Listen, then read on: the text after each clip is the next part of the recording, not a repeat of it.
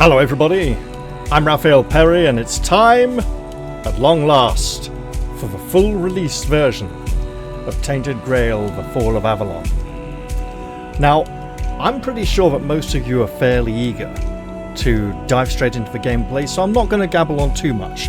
Although usually when starting a new series I like to do a little introduction, let you know what I know about the game, what I don't, and so on, right? As it currently stands, this game began as a board game Kickstarter back in 2018. I backed the Kickstarter and it funded so successfully that the company behind it were able to create their own crowdfunding platform specifically aimed at funding games called GameFound, make a bunch of sequels which they also crowdfunded, but additionally they said they'd funded so well they were going to make a computer game set in the same world, different story, same setting. And as they worked on that computer game, the combat portion of that computer game, which was using the combat portion from the board game, became so popular they developed it off into their own game because people wanted a roguelike, just heavily combat focused game, because they just enjoyed it so much. They were like, hey, can you just make this the main game? And then they came back and said, well guys, you know what? We wanted to do an adventure game and we're going to do it. And here it is. So I've had access to early access builds of this since anything became available, right? I've been here right since the beginning, following it all the way, and, you know, enjoying other games and stuff while I waited for the final version. The other thing I will say is, if you're planning on recording this game and sharing it with people yourself, the update from the final pre-release patch to the full release version of the game re-enabled the copyrighted music, so I had to go into the options menu and turn it off. You know what? Wasn't hard, just a couple of mouse clicks, there we go. So if you're planning on recording or streaming this, you might want, and if you were showing it off before release, you might want to take that precaution. Alright, let's get in there and have some fun. There is one cutscene I may have to speak over because it still uses copyright music even with the copyright music turned off. They use it explicitly for that cutscene. There are so many things I could say about this game. It's very Ravenloft, very sort of pseudo-Arthurian feel, and it gets the feeling about right, I think. It's an interesting take, and I look forward to experiencing it with you all. Additionally, this load screen here is pretty much the location of the cutscene which plays the copyright music, so I'll have to talk over music a bit at that point. Hopefully we'll be okay. And let's hope I haven't said that word too many times early on in the video for it to flag up stuff. But you know what? Stuff would probably get flagged anyway. It's all fine. Don't worry, I'll shut up once the load screen goes away. Additionally, the release version of the game finally decided to change my graphics settings and turn them down a bit. So it might not be quite as impressive as it looked in some of the earlier videos, but performance might be a little better. And here we go. In the beginning, it was all black. Sparks form. The all-consuming Red Death. 600 years ago, King Arthur led the Great Escape from the homelands, where our kingdoms were ravaged by the plague. Leading people to Avalon, he started the Age of Conquest and took the island from the Four-Dwellers. Using the mysterious powers of Menhirs, together with Merlin, they cleansed the land of the wyrdness, a primordial force of chaos and possibility. But now, long after the death of the king, Camelot is in shambles as Avalon fractures into chaos. Old legends are gone, and the wyrdness is creeping back into our lands. The bleeding heart of the plague has started beating once more. And the Red Death has returned. Rulers of the island asylum, an order of the Red Priests, are desperate to stop it by any means necessary. Rotting in one of their cells is a stranger who might bring a spark of change to this cursed island stuck in everlasting autumn.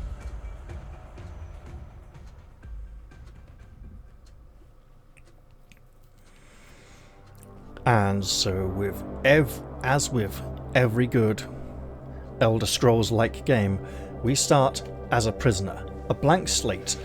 It's a good excuse for why we have no equipment or personal belongings and can define our character however we want. We are released out into the world. It's like being born. Now, let's see. Last time I recorded in early access, I played a boy. This time I play a girl. Why not? Body condition, we have normal or muscular.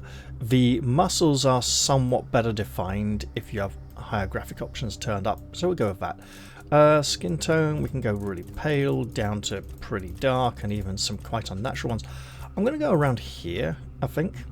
There we go. Right, we have some heads to choose from.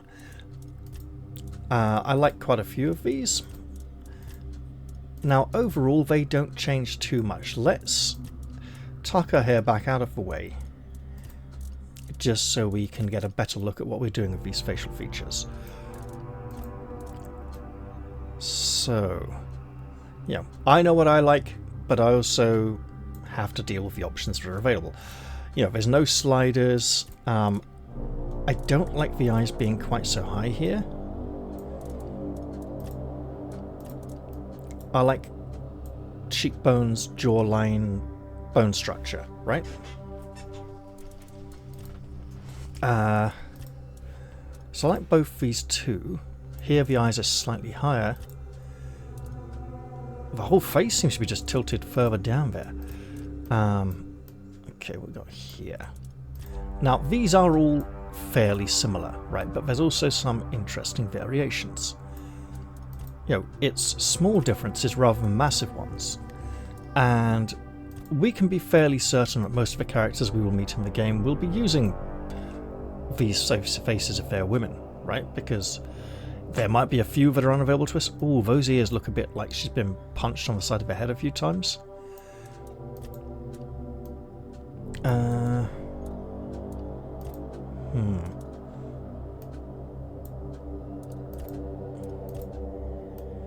Okay. Yeah.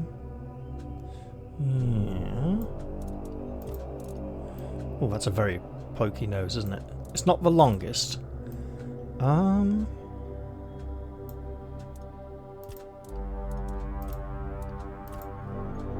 Okay, let's see.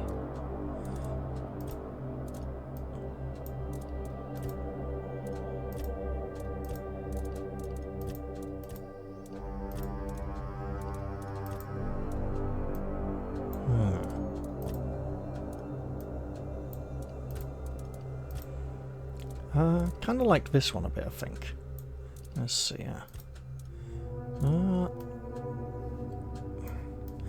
I like the width on this one a little more, but I don't like the earlobes. It makes her look like a mutant. There we go. Right. So I like this one. This one. This one. I mean, the higher eyes can kind of work, but she's got borderline mutant ears again. What do we got by way of good... Ooh, that's verging on Oriental, isn't it? Which is okay. The Isle of Avalon in this game does not correspond to Britain in our world, in the Iron Age. Yeah, I think I'm leaning towards this one.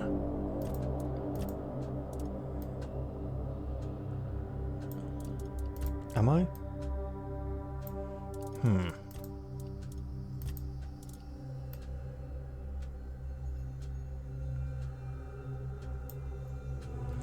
Let's give her some nice green eyes. Taking too long here, aren't I? Right. Eyebrows. Yeah, those are okay. We have face details. We can have a whole load of freckles. Very tired eyes. Some very tired eyes with dark makeup. Dark makeup with Egyptian little wingy bits. Massive scar across the face. Lots of scars. Takes a beating often. That almost looks like a non-combat scar, like a ritual one. Lots of bruising and scars. Strange makeup. Scary makeup, unless you're some kind of necromancer. Blue. Oh, the ears as well. Okay, there's lots of blue. And a sort of weather-worn, hardened face. I think I'll go with this one. She'll allow herself a little bit of expensive fashion. Maybe some makeup from far-off lands. And interestingly, the way this shadow works, it looks like she's got a little nostril stud there sometimes, but she probably won't have, you know, just be a trick of the light. Right. Hair. She'll absolutely have some. This is kind of nice-ish, but it leaves these little distortions around the corners of the jaw. This does the same thing, interestingly. I like the motion. I love the fact there's curly hair options, as the possessor of some very curly hair myself. Okay, little half-up bun. High ponytails, or a low ponytail as well. Okay, we got these rather modern side braids. Sort of short, scruffy looking. Sort of Greco-Roman looking headband. Long, curly, looks like she should have a boyfriend called Geralt in another game. We got a sort of, we got some plaits and a bun and some loose hair down. Okay, it's nice. Ear sticks through a little bit too much. Head sticks through a little bit much there. We got another little tied up at the back, but also fairly loose and a lot frilly around the face. I like this one, right? I like these wingy bits that flap around as she turns around. That's cool. I like that one a lot. These ones down here are fairly new and weren't available in early access. So we got a plain bun. I think that was available. A weird modern sort of half-shaved punk thing. Supposed to look tribal. A very boyish haircut that looks like it's sitting a little too high on the head, especially around the ears. Just loose, down, long, flowing a bit. Short, very curly, practically an afro, but in older historical periods, a lot of women with curly hair would have fairly short hairstyles. We got more of these sort of plaits and shaved. I'm not sure if that's actually shaved in between or they're supposed to be hair stretched across it, but it's definitely shaved down here.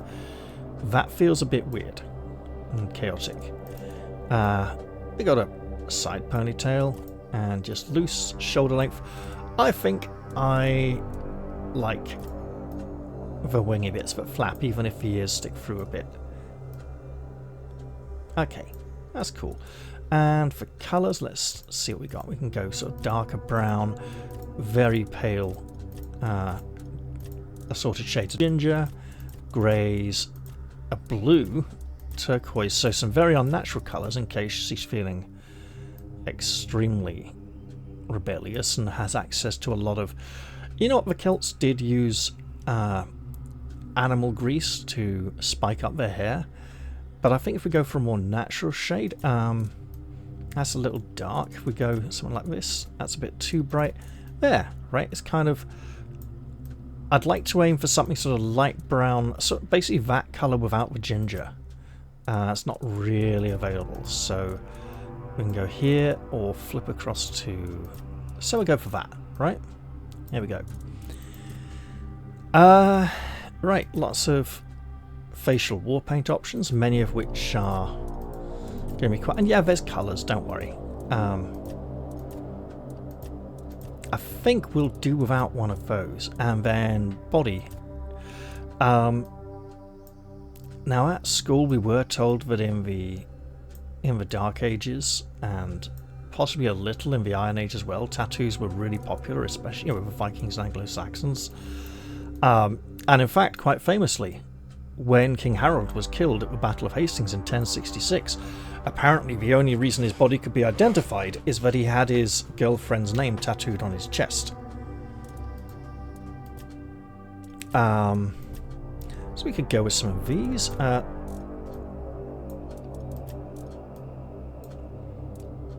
Now, these look very pixelated. That's probably due to the graphics options that have been assigned to me, and that's okay, because, you know, this computer's about 6 years old now. It can't necessarily handle everything. Okay, let's see what colours we can get that in. This just looks like the rot and corruption hasn't fully healed, and that, it's just sort of on the side a bit around the... So yeah, let's go with that. And what colours can we get? Grey. No. Would be nice if we get a kind of light brown, looks a bit like henna. That blends in with her skin tone too much. We could change her skin tone, I know. The yellow is a bit luminous. I mean, traditionally it'd be like woad is a dark blue that takes weeks. Bluish purple, well, blue. That's too blue for woad, right? It's too, a bit too mauve, a bit too... If we go for like this...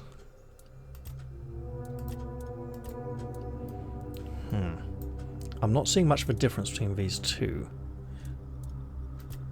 Okay, so this is actually darker. And that's paler. Okay, and we've got the red. We can go with that. Yeah, sure.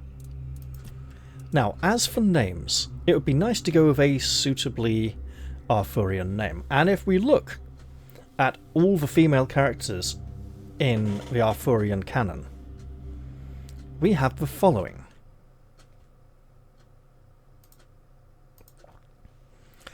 Blanchefleur, Parsifal's wife, Brangaine, Isolde's maid, Celia the Fairy Queen, possibly a bit of a later addition, Lady Dindrain, who is the half-sister to Parsifal, wait for it, Elaine of Astolat, Elaine of Benoic, Elaine of Corbenic, Elaine of Garlot, Elaine of Lysanois, Elaine the Peerless. That's 6 different women called Elaine.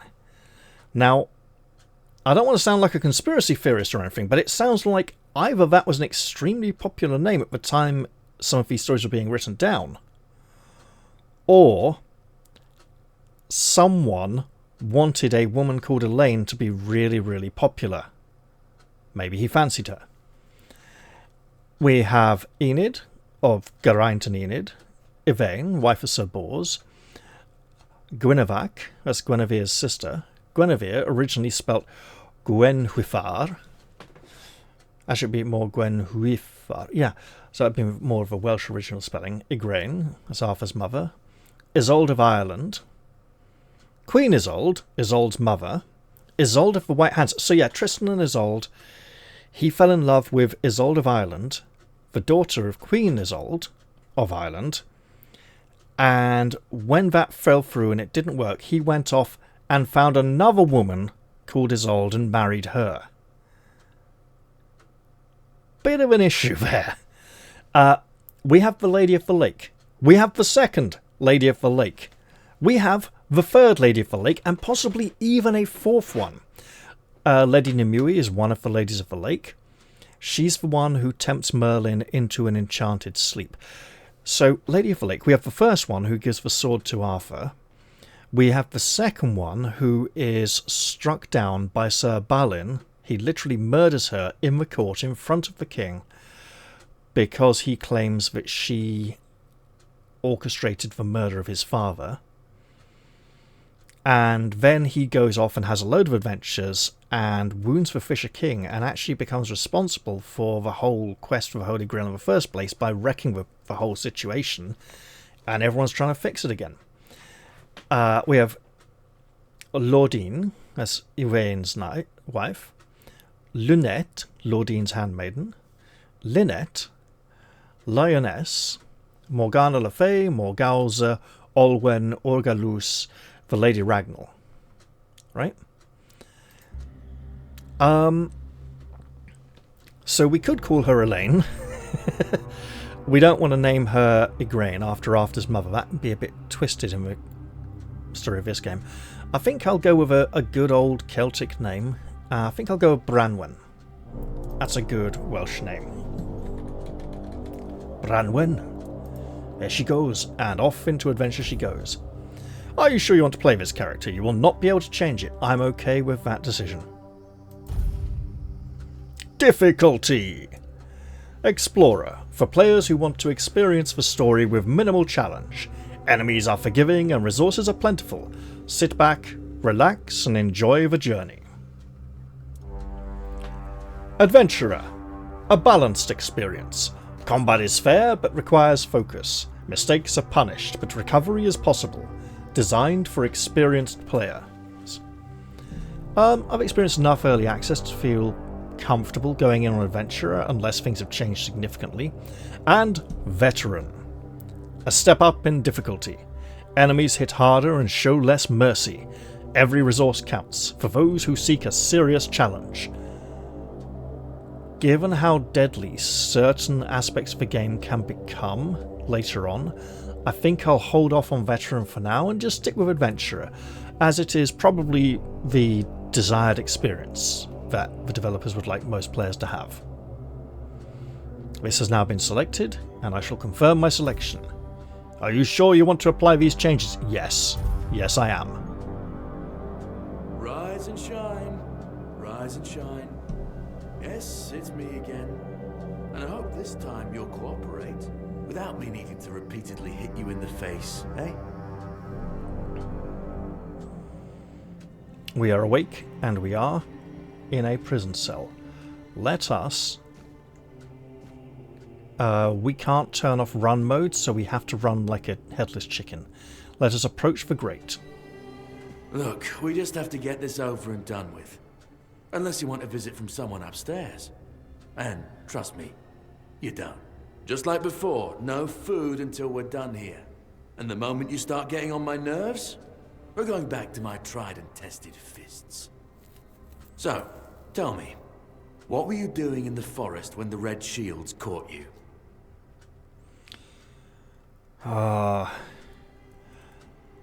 So, each of these responses offers a selection of bonuses to starting skills to give us a little bit of a push towards a playstyle. Now, I'm going to go with this option because I'm role-playing, and while it's not necessarily going to fit my playstyle the most, it will also bolster some weaknesses that I wasn't necessarily going to develop early on. So I was seeking an ancient site of worship. Yeah, you look like one of those half-starved druids who survived the Charred Conclave. We'd picked almost all of you up from the forest by now, so there aren't many of you crooks left out there. So, you're a tree hugger then? Yes, I studied healing magic. So that's why I keep punching you, yet you look suspiciously healthy. We'll make more of a challenge for you soon enough.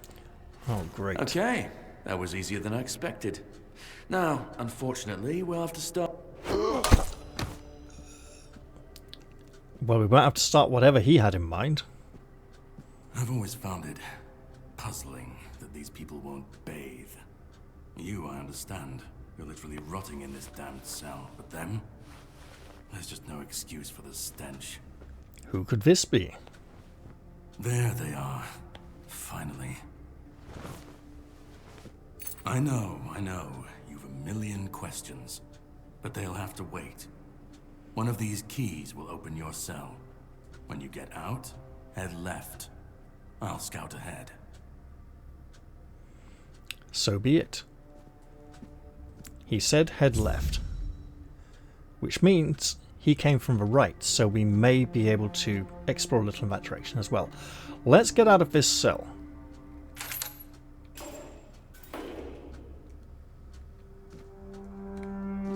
We still... Okay, let's walk now. Now we're walking like a real person. There's some beggar's fare, a broken wooden club, and a chap with some stuff on it. Some mead, a broken arrow, and some stuff we should generally wear for our protection. As you can see, Branwen's not looking too good. She is afflicted with the Red Plague, as are all the inmates here on the island asylum. Let's don some garments for our own protection, and also, you know what, it's cold in here. She's been denied proper clothing for so long that she relishes the opportunity to wrap up a bit, protect herself. We've got all this stuff. Let's see. 1, 2, 3. Sure. I have a club and a spell. Here I have a club and empty. We'll just stick with that for now. Nothing here. Oh, yeah, okay. We have mead, which will get us drunk. Beggar's fare, and also a nice quest log. The Great Escape. We're trying to escape from this horrible place. The mysterious knight told me to find him deeper within the dungeon. And as you can see, on the right-hand side here, we have some hotkeys, which will disappear when we press them. Let us sneak, because we're trying to steal our way out of this place. Up here is a locked door we cannot get through. There's a skeleton in a cage. And a man behind this desk whose head is tilted back at a fairly uncomfortable angle with an arrow emerging from his face. There's some roast food. Let's take the booze. Broken wooden club, sure. And you have a guard's key, coin, and the same... Yeah, we'll just take his clothes as well, because our gear might get wrecked.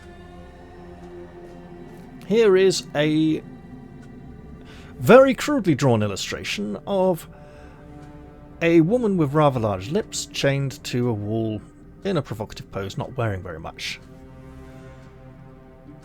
We have some fish soup and a document, Cooking for Resistant Part 1.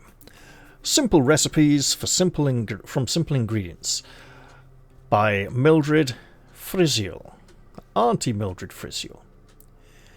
Not everyone has refined taste buds, and that's perfectly fine. I'm Auntie Mildred, here with simple recipes for those who prefer straightforward flavours. For moderate hunger, try beggar's fare, a staple for folks like you. Just boil groats and oats in bubbling water. Yes, it must bubble! Another option is mashed potatoes. Peel them thinly if you're handy with a knife, or skip peeling altogether. Boil for about 20 minutes, drain, please don't drink the water, and mash with a touch of milk. But not too much. You want creamy, not watery. Simple, satisfying, and shame-free.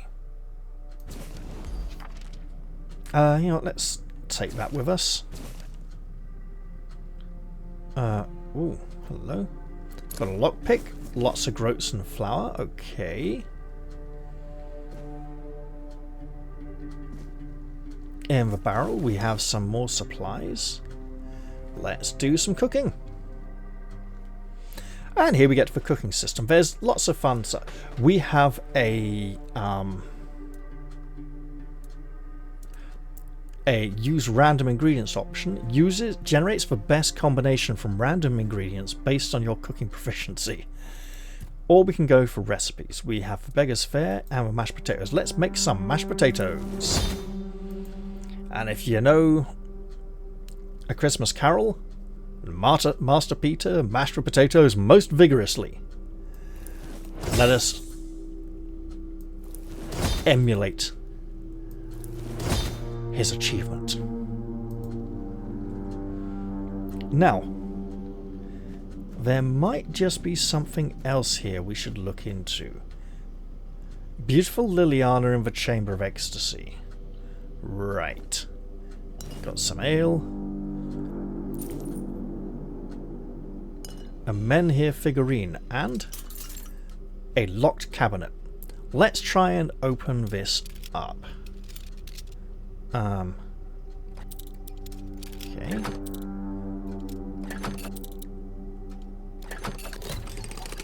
There we go.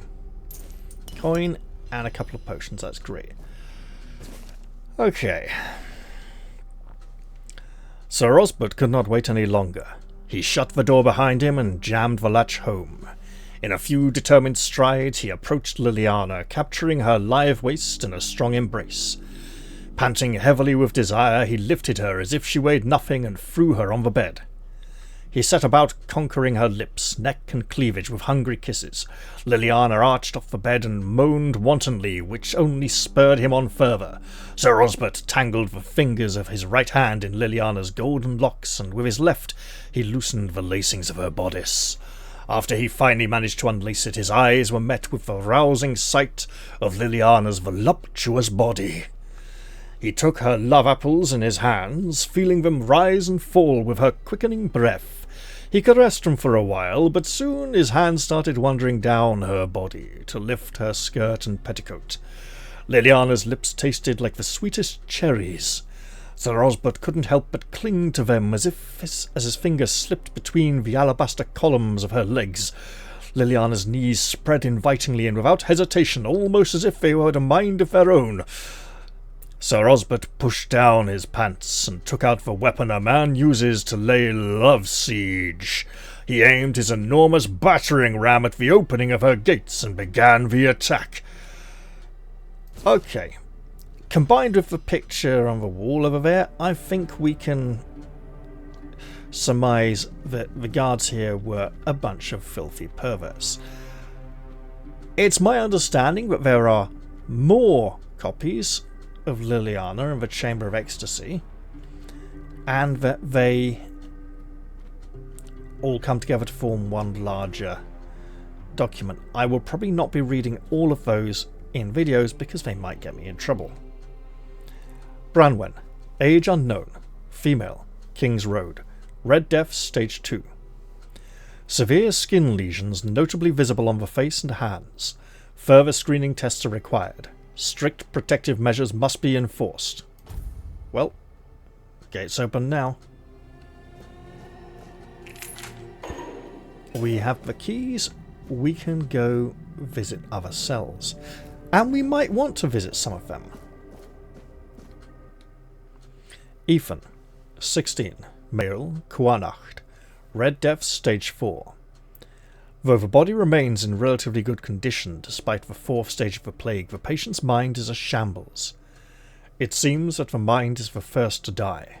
We'll need to observe what happens next. These are clearly notes being written. But look, if his mind's dead, he's not going to come out anytime soon. I'm not going to search his body. Treatment records. 1. The patient is mentally stable, though physical symptoms of a Red Death persist. I've started applying small doses of black henbane to his skin and asked him to keep a dream journal. 2. Progress is strong, but he panics easily. I'll introduce a mild calming agent to help him relax and open his mind without fear. 3. The patient's mental state is worse than expected. Upon waking, he either becomes briefly catatonic or curls up muttering. 4. The patient is now fully catatonic, unresponsive, unmoving, not eating. Death seems the only mercy left. I'll conduct an autopsy to seek possible brain changes. There must be something to learn here. An autopsy while he's still alive? Ramblings of a weary mind. So these must be Ethan's dream notes, right? The dark nights here are endless. Everything breathes and calls crisply. A red monk came and put fire in my chest, but I knew it was a good thing. The first and only king visited me the night before. Arthur wept, then reached to me with his hands, not 2, but 4, never closer to the king's grace. Then he disappeared. The bleeding heart of the plague beats in frantic despair. 1, 2. 1, 2. I hear its rhythm from behind the wall. I know it. I feel it. 1, 2. 1, 2. Organic machinery that created this place and these people. Put your ears to the walls and listen. 1, 2. 1, 2. Listen. Now, the four dwellers, the strange inhabitants of this isle before... Oh, I see a red priest there. Before Arthur and his men came here, have 4 arms. And suggesting King Arthur had 4 arms instead of 2 is interesting. Possibly a sign of derangement. Brother Adamus will fix this hole in about a week. Please leave it be until then. There's another man there, on a chair.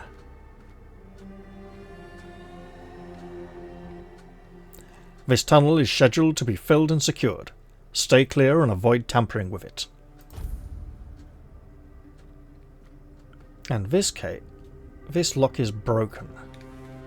But there might be another way into that chamber. As we can see, there's a hole in the floor, and the top of that wall is missing.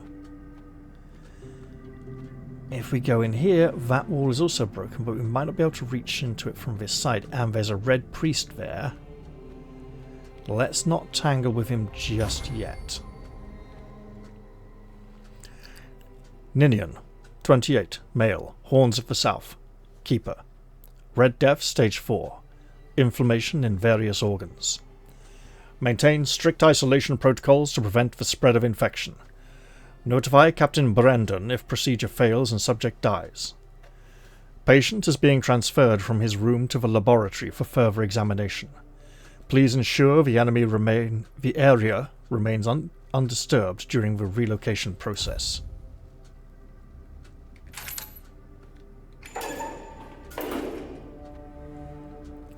A heart on the floor? A broken jar? While we could suggest the patient has indeed been relocated, there's a small healing potion.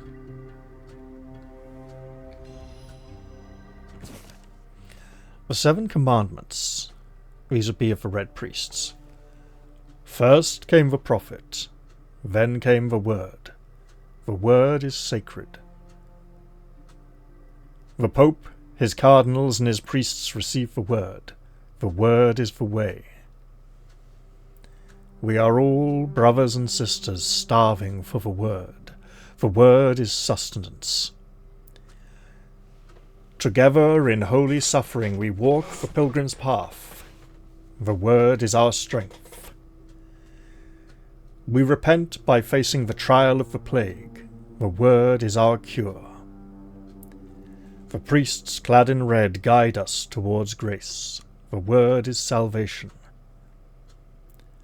There are no other sanctities, only the prophet's word and the will of the Red Church. Do not doubt your faith, and you will be rewarded. Well, we have another faith, an older faith, and it may yet guide us out of this place.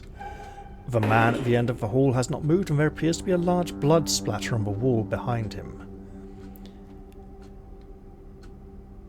He is doubled over on his chair. Now, if we go that way, we'll find that red priest by the table.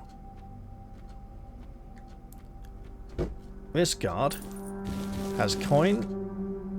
Oh, and an arrow. Oh, he's a priest. We will unlock this door and enter this storage chamber. There's a shield. Aha! I will put the shield here. So now we can switch between our spell and our shield. We have all these things. This Menhir figurine gives +5 maximum health permanently. I will use that now. And our health should go from 48 to 53. Excellent. Let's prepare. We got ourselves a healing potion, a mana potion. Sure, right? That gets us some equipment. Now, let us absolutely take some of these supplies. We could probably...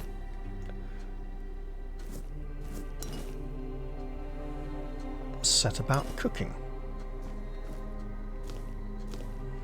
If we want to return. And you know what? We might return to the cooking station down the hall. This way? Ooh, that's a very successful attempt. Okay, coin and some more potions. Excellent. An old letter and a lockpick. What does that old letter say? Why, it says... My dear Arthur, I have finally arrived at the island asylum and have received my preliminary medical examination. Father Vaughan said that my symptoms point to the very early stages of the Red Death, and that I did very well to come here of my own will. He promised to do everything in his power to help me and to make sure our son, I write son because I can feel the truth of that with each heartbeat, Arthur, is born healthy. I know you had your doubts about me coming here, but I really am of good cheer. I will keep you up to date on my progress. I hope to see you soon. I love you and miss you very much. Forever yours, Catherine. P.S. I'm thinking of the name Llewellyn. How do you like it? The priests never sent this letter. Which means they told her they were going to send it. They took it away and they just stashed it in here. We have a new quest, Unforgettable. This quest was unavailable in early access. The husband of one of the Red Priest victims must be wondering what happened to her. We shall look into that when we get out of here. And I'm fairly certain we shall. Okay, we've got some beef, venison, pork. We can do something with all that. Some cloves. You know what? Let's give her a bit of decency. You know what? Yeah. There we go. Now she can start feeling human again. Right. And in all these barrels, there's more things we can cook with. Now, we have sprint to run. We have Q for quick wheel. We'll get into that more later. We have light attack. That was a heavy attack. Light. Yep, and block. There we go.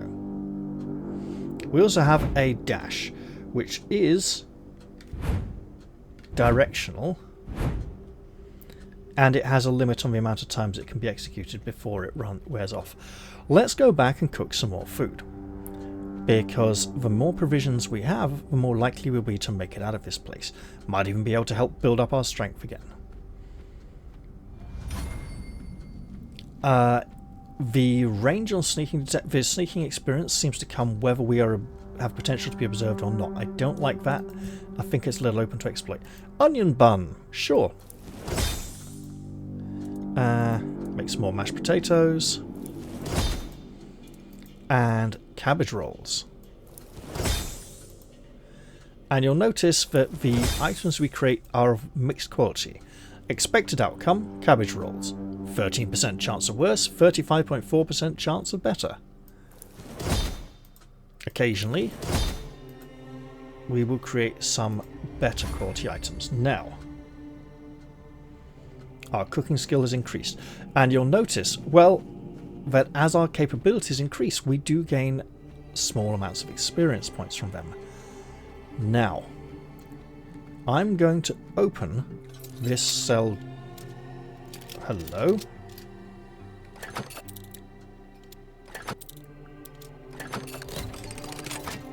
This cell door.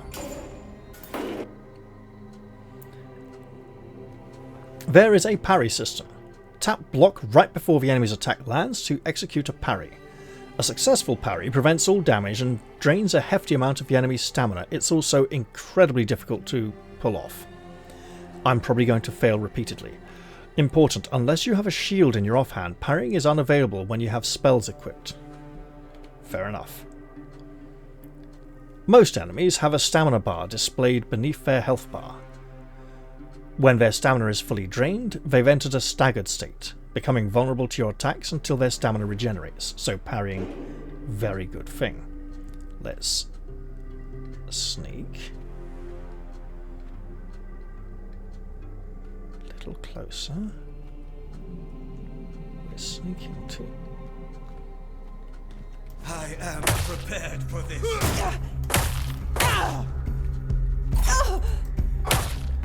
We'll send you into the... I don't think I pulled off a successful parry there at all, but we got his outfit and his dagger. What else could there be here? Medic saw, we're not going to take that. Oh, that was an interesting little graphical glitch. It's fine. It's all part of life. Tiny glass bottle? No. Why can't I... You want me to dash? Fine. Push is block and... No. Block and... There we go. As you come out of block, but kind of while you're still... Why? Oh! I know why. I know why. Right, yes. Options menu. Where are we? It's... Controls... Walk. I want a toggle, not a hold. Because I've been pressing it like a toggle.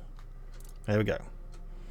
I'll leave sprint on hold for emergencies and crouch as a toggle. There we go. Let's eat some food. And you'll notice that food restores health slowly. Potions restore health instantly, but they restore a smaller amount than food. Here we have some kind of bizarre medical experiments. We can't gain any of those. Those look a bit like some of Leonardo da Vinci's anatomical sketches. And this here looks like the skull of a four-dweller. They almost always have that centralized socket on the four-dweller skulls. Now, can we get up here? No. Can we get down here? Also no, but we might be able to find another way.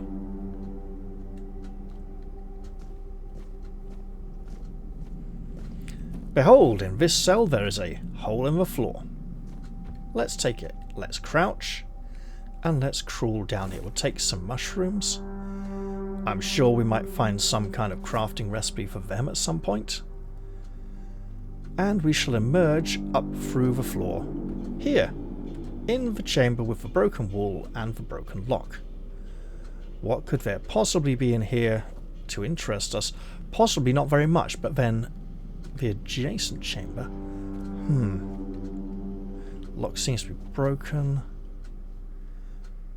Is there anything in... Ah! The 7 Commandments. Another copy. Fine, we'll take that. We're not going to take a bucket. I don't think... Anything under the bed? Doesn't seem like it. Okay. Do I need to crouch? Yes, I do. I need to jump and crouch. There we go.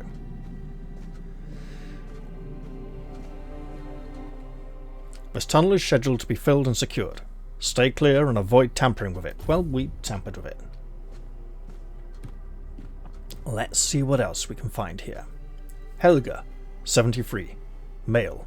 Bora. Red Death Stage 1. The fevers brought on by the Red Death have left a lasting mark on the patient's mind. He is plagued by numerous visions.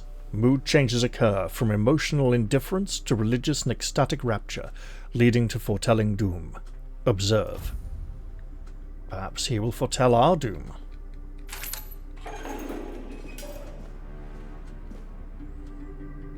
Drip, drip, drip.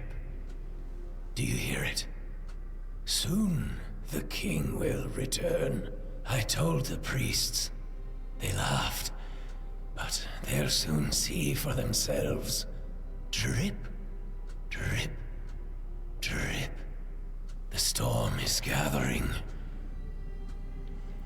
A storm is gathering, one drop at a time. What are you talking about? Actually, knowing what may be to come, what he says here is interesting. There may be some truth to his prophecies. At last, the age of resurrections shall end, and then the once and future king will return. I cannot wait to behold his radiance, drip after drip. With each drop, it gets closer and closer. The age of resurrections shall come to an end. We don't know anything about this age of resurrections. We've just been here in this prison cell, suffering from a horrible disease. You are free. Go now. None of us are free. We are all bound. All bound. And to go? No.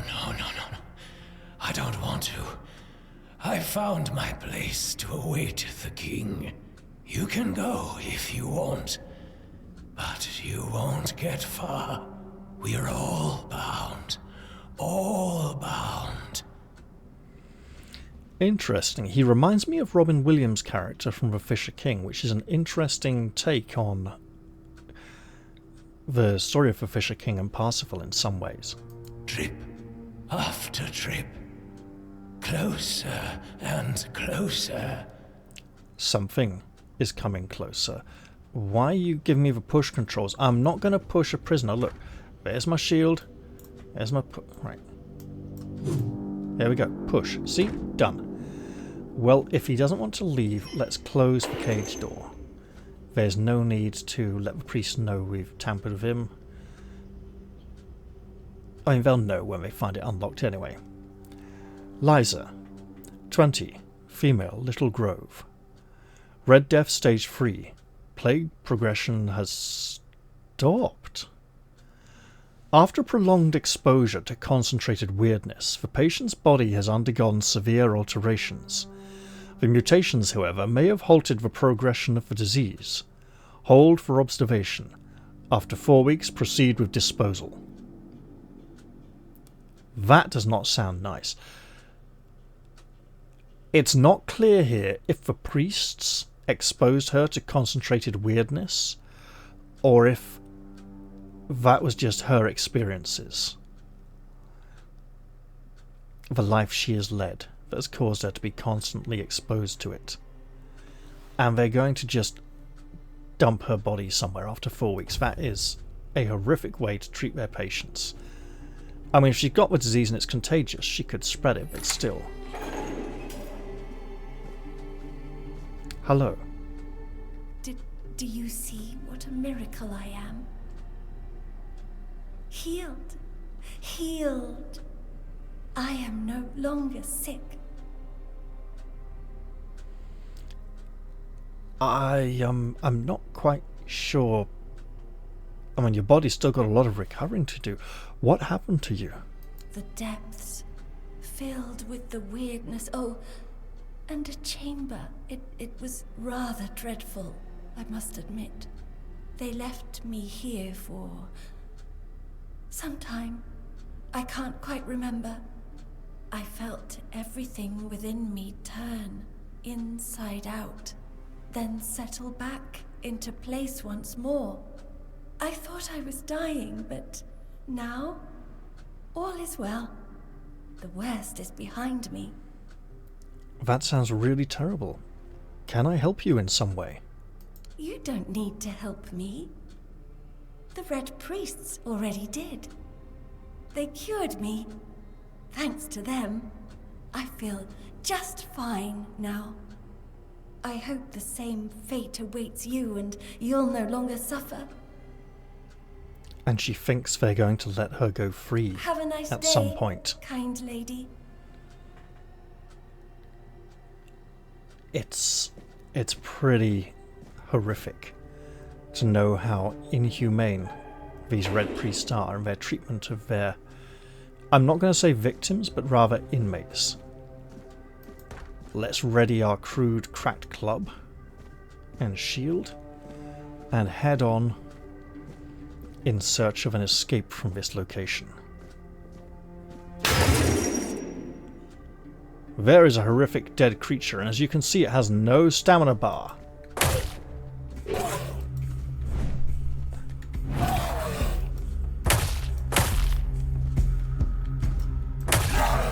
Okay, we stopped it in its tracks.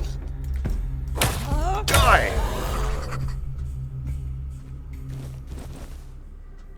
We have a journal entry. Undead. Death is not always the end. For those whose bodies are defiled by necromancy or twisted by the weirdness, death is merely the beginning of something far worse. The undead are mindless husks, stripped of soul and will. Hollow of their humanity, they move only by the magic that binds them. They feel no pain, know no fear, and crave nothing except to feed, to tear, and to obey masters who care nothing for them.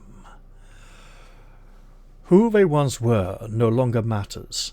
Now they are empty vessels, cursed to wander Avalon until time or steel finally reduces them to dust. Nice now we have a bestiary section. We have lots of nice sections to dive into. What have we here that's new? Lots of stuff. Okay. Do we have some nicer trousers that will... No. Just a quick check. Okay. We could dress up as a Red Priest a little bit. Let's... At the moment, I don't think she wants to particularly dress like a Red Priest at all. It's a miracle she's willing to wear these arm wraps, to be honest.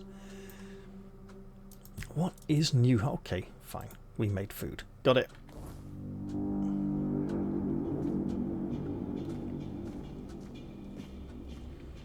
And with that door pounded open, there are more here. You know what, let's...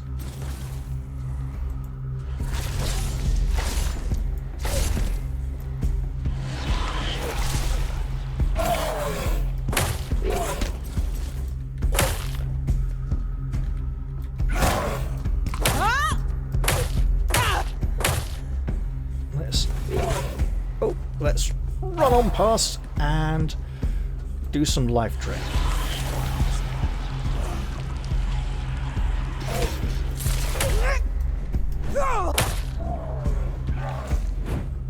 Okay.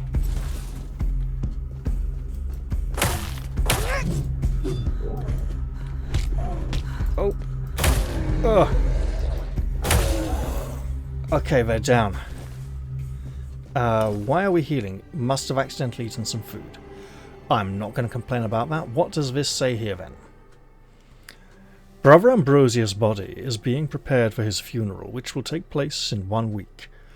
Please await the arrival of the Red Shields to handle any remaining dangers. Do not enter. Do not touch. And then here. Room of Weirdness Remedies. Handle the afflicted with great care, for their suffering may one day become your own. Record every detail. The smallest note may determine life or death. Well, since this door was forcibly opened, let's look inside. We have some kind of strange mutated tongue-like tentacle beast emerging from this distended mouth of a corpse, with something like a leech on the side. Potion goes to question mark.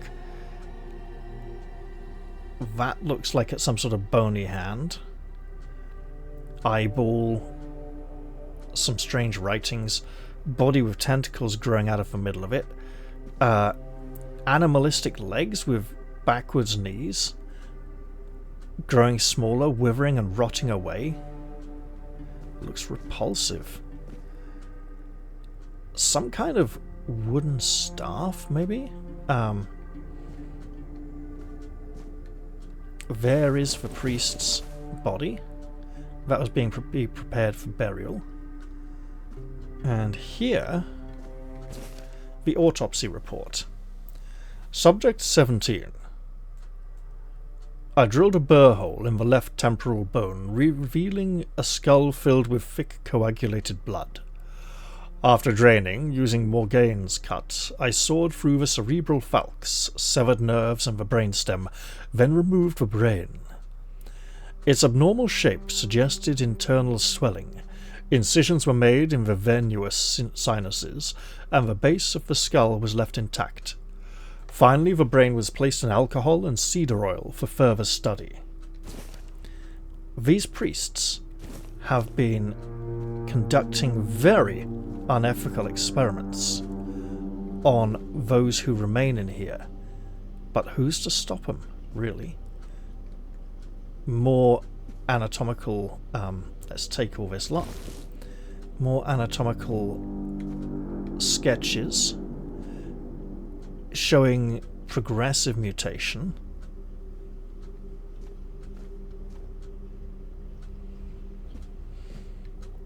And that's not a priest. Oh no, it is a priest, okay. He just wasn't... Oh, hello, right. Let's go...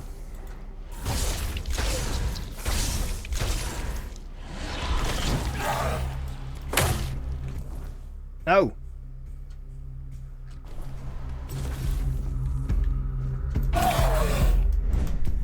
Get walloped! There we go. Excellent stuff. And we should absolutely switch to our healing potions in case of emergency. Lots of roots growing through the walls here. We are clearly in the depths of the island asylum. There appears to be some manner of chamber down there. We may get to explore it at some point. And then in here, we have this horrific display. Some kind of creature's skull with horn-like protrusions growing from the lower jaw. Notes on weirdness mutations. The mutational changes are not significant, although they span the internal organs. The heart, enlarged to the size of 2 adult fists, increased pulmonary function, etc. Among the contents of the stomach are remains of undigested human flesh, most probably belonging to the deceased, visible bite marks on his arms. Mutation area. Overall, an amalgamation of human and porcine. That's porcine, isn't it, for pork? You'd think it'd be porcine. No, it's porcine. An amalgamation of human and porcine internal organs. A 2-chambered stomach with significantly increased capacity. An unnatural tissue fusing the hooves with the body. The heads joined together in shape worse than any nightmare. So, turning in some kind of... There's a drowner tongue. I'm taking that for later on. A brain. A small health potion. And monster blood. I'm leaving the brain here for now. You know what? I'm going to practice lockpicking on this lock a little. Because I'm improving skills early game.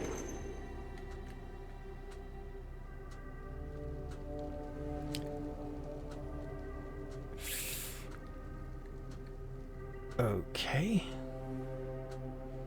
There is a pickaxe stuck in the wall here, and we may very well desire that at some point. And what have we here? No notes on the walls. So let us, once again, practice our craft. It may just get us out of here.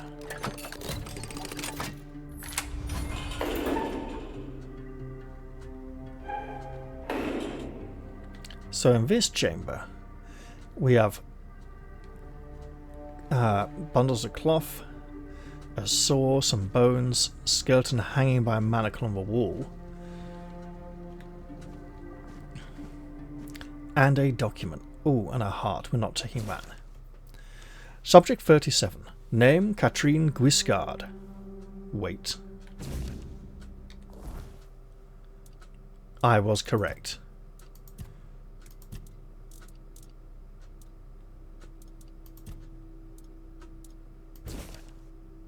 Katrin wrote the letter, and the quest updated as well. Father Vaughan's notes. Subject 37. Name Katrin Guiscard. Sex, female, age 22. Constitution, short, skinny, 7 months pregnant. Symptoms typical of a red death, pale red spots on the face, neck and arms. Cause of death, childbirth. Notes. Exposure to the weirdness might have altered the woman's psyche, anger outbursts, melancholia. As for physical alteration, the fetus seemed to be much more affected by the weirdness than the mother, as if it absorbed it all. After the first standard session, the fetus started to grow rapidly. After the second session, its mass had tripled. It needed to be extracted from the womb. The mother did not survive the procedure. The torso and head of the fetus were unnaturally overgrown, but its limbs were weak and flabby. Despite its monstrous appearance, it turned out to be of good viability. More research on Subject 38 to follow. So, they absolutely experimented on the unborn child after extracting it from her womb. That is horrific. Now, here we have a rock wall to which we could apply our pickaxe. Doing so would, however, be very noisy. So let us see what other options become available to us first. To Brother Sefton. Venerable Brother Sefton, I would like to remind you of what I have mentioned numerous times before, namely that the alchemical station should be cleaned after each use, especially when you are so careless with caustic and toxic substances. I also recommend that you refresh your elementary knowledge about the ingredients of a healing concoction. Those are alcohol and sage, not poisonous plants and hearts. If this kind of negligence continues, I will be forced to ask Father Vaughan to revoke your privilege to use the laboratory. May the word of the prophet be your grace, Brother Aaron, and possibly this has taught us some crafting recipes. Indeed it has. Let's steal away down this corridor, because this requires a laboratory key. Now, I think the laboratory key used to be over this way, didn't it? In one of these chambers. Have I missed it?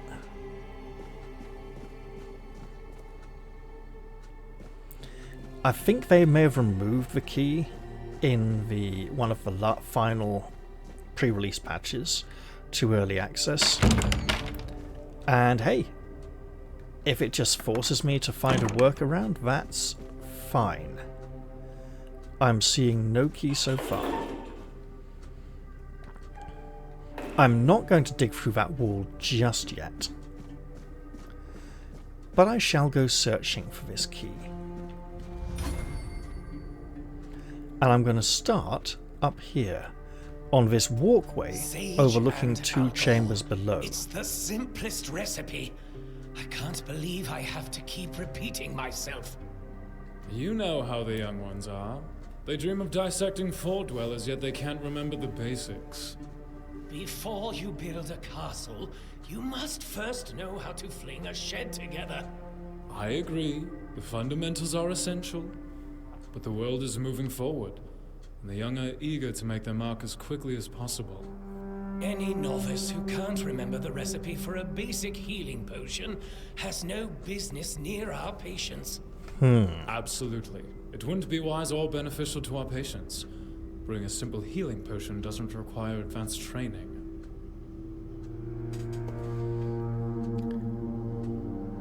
Who is this individual? Well, he's got the laboratory key. What happened to him here? A copper arrow from a man who rescued us. Well, in that case, let us return to the laboratory and open that door.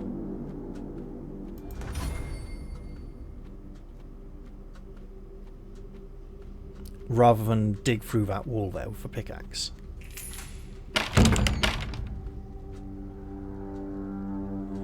Ooh.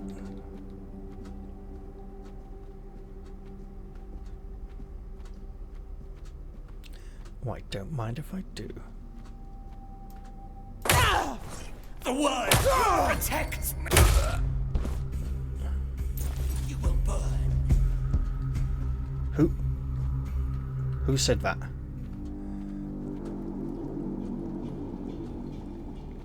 Maybe it's someone in a nearby chamber.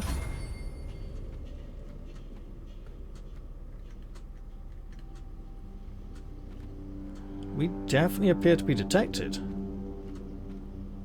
It's not you, is it? Ninian. Oh god. You're the one who was brought here from your room. We're not going to turn that wheel. Oh, healing potions.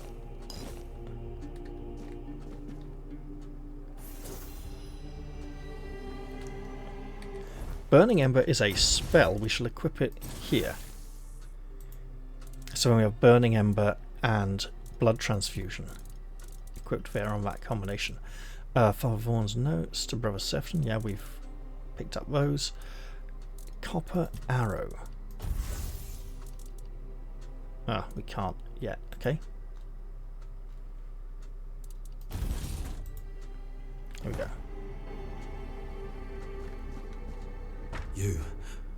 You're not one of them. Please, free me.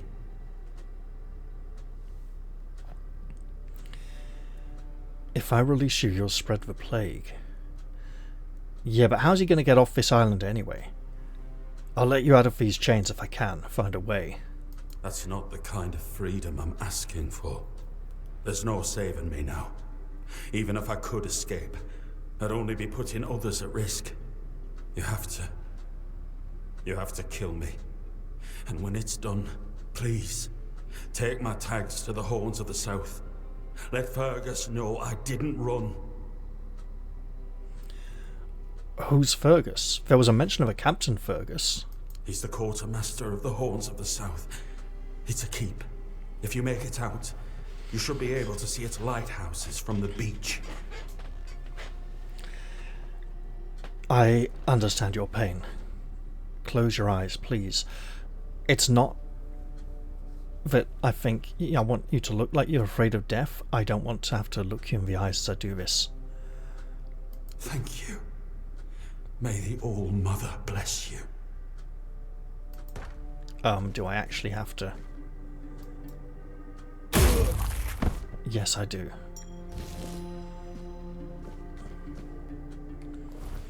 Well, we got some torn keeper's trousers. Slightly armoured trousers, they give it a bit of protection. Little knackered knee pads. If I just take that off a moment, you can see there's a little bit of protection there. Not much, but it's something. And Ninian's tag, which we're to take back to the Horns. Let's get this chest open. Now, we're getting a little too eager to pick locks at the moment in our urgency to escape monster brains. So, okay, just crafting ingredients.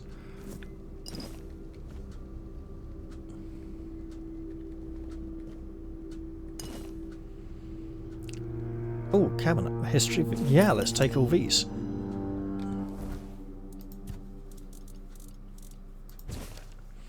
The history of the island asylum. And then the prophet instructed her disciples, "Go to the marshes where those marked by the plague await death. Aid them, build an asylum, and keep peace for their bodies and souls. As long as my teachings live in your hearts, so shall I." Upon her last breath, her acolytes buried her on the Isle of the Dead, then went to the dark morass to build a lazaret, as she commanded. One day, King Arthur heard a voice from the prophet's tomb. Opening the coffin, he found not bones, but a beautiful woman seemingly taken by death in peaceful slumber. Then her words resounded. "Arthur, the plague is a trial for all, My disciples brave the marshes, preaching humbly, yet ask nothing in return. I ask for a place worthy of their sacrifice. Arthur granted her request, directing Morgaine to vacate the four-dweller ruins on the Isle of the Dead for the Red Priests to continue their service. Again, this is the version of truth that the Red Priests are telling. It's not necessarily very true, and you know what? We get a bit of armor there. That gives us some protection from some of the guards in here. We're not going to dress as a priest. You know, I should probably end the episode at some point, but I want to do lots, right? Oh, here's a letter. It is time, my brothers. You cry, woe is us! We escaped death only for it to follow us here to Avalon. But I say all is not lost. We have been delivered to our salvation, to the one place where we can fight the Red Death and win. For Avalon holds what our homelands did not. The wyrdness.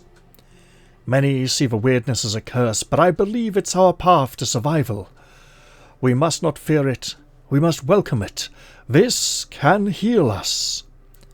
Seek the edge of the weirdness. Embrace it. Let it cure our afflictions. To the brave and the faithful, spread the word. Prepare your tools. Cast out doubt and fear, and open your minds to the weirdness as our saving grace. This is probably considered rather heretical by many of the members of the Red Priesthood.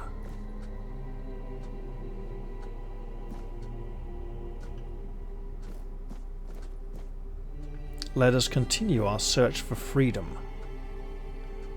Heart. Small mana potion, we'll take that. Murron's method of separating the mind. Examining the old in search of the new, by Elder Brother Yurik. Chapter 1. Though often dismissed, Priest Murron of the Holy's methods, recorded during King Arthur's reign, offer crucial insights on the separation of the mind. His text, albeit in old language, is valuable for understanding extraction practices. Despite Murron's immersion in druidic rituals, he scorned their quackery and wisely retained their valuable knowledge. This discernment, alongside his contempt for past masters, makes Murron's work indispensable, revealing useful druidic observations while discarding the rest.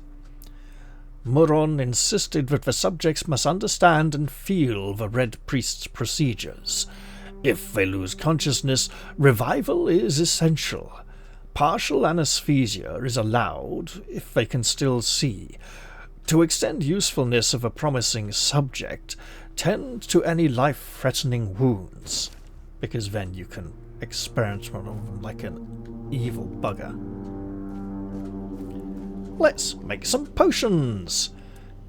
We can't experiment with potions. We have everything. We have recipe. What's this? Okay, so health and mana. Let's make a small health potion and practice our potion making skills. I made a weak potion, okay, but also a good potion. Let's make a magic potion, a mana potion perhaps, and another. Made ourselves a potion. Okay, well, we worked away there. Made ourselves some supplies. There's an empty cabinet. Here's a chest with more stuff in it. Oh, we can rob the dead bodies. Okay. There's a hole in the wall we would like to explore at some point. For now, though, we're opening up this here.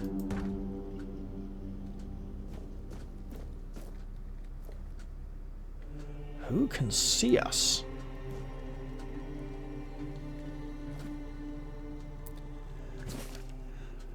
The encyclical of the second pope. Yet many are unruly, corrupt and indolent, though they claim to know the prophet, their deeds betray them. Their minds are sullied, and the prophet sees all.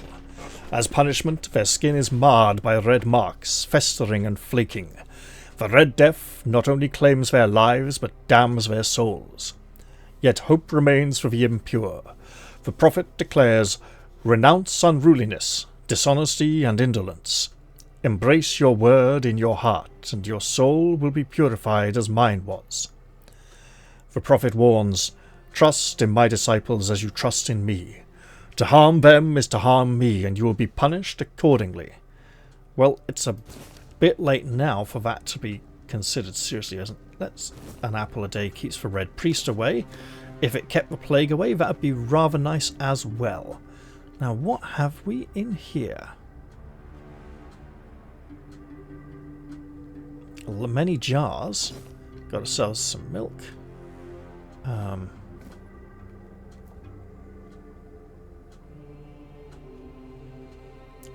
Always worth searching to see what we can find. Okay.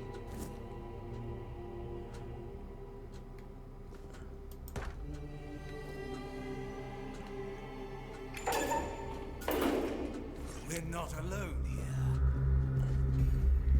Your fate is sealed. You will burn. You will burn. You will burn. The word protects me. Oh, you can... Right. Got him. Some of these priests have some very modern haircuts. This shaved around the bottom, that's quite modern. It's not very period historical. That is more period historical if he's like a Roman. Maybe.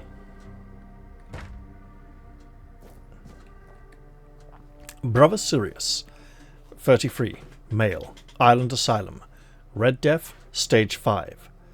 Self-experimentation, wants to know the patient's perspective. The aim is to gather knowledge about the stimuli our patients experience. Treat like a common patient. He's getting no special treatment.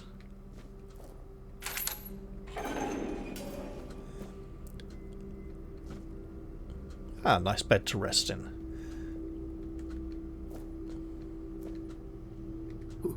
Who's there? Forgive me, but my eyes fail me these days. You shouldn't be here.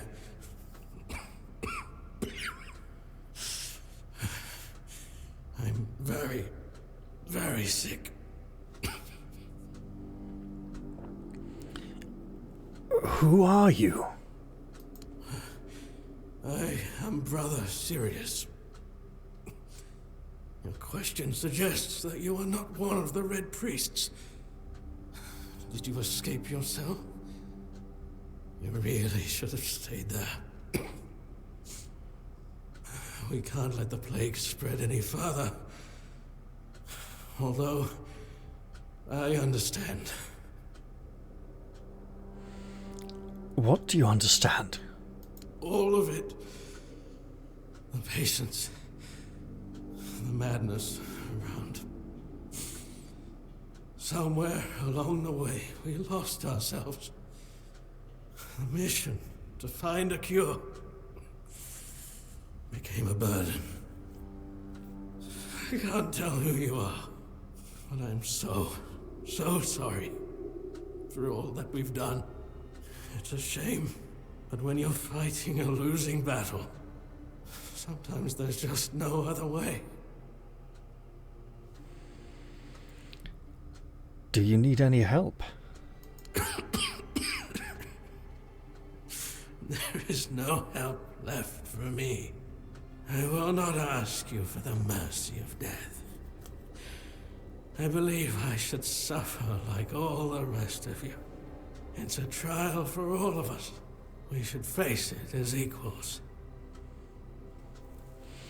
I wonder if he intentionally infected himself with a Red Death, or if he caught it while he was tending to people, then decided to become a patient and, give information to the others about his suffering.